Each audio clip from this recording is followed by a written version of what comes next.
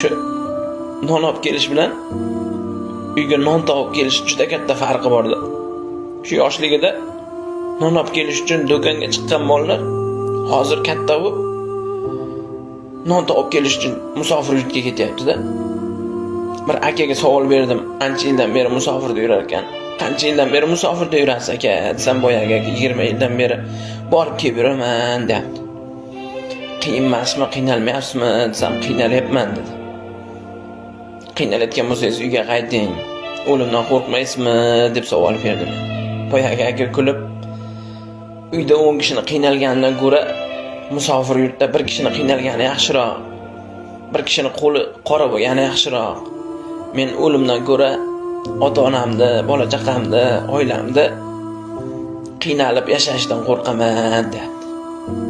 Musofirlarda o'ziga atagan bitta orzusi yo'qda.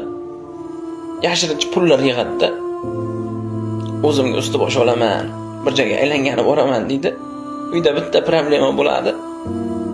O'sha pulni shunday beradi.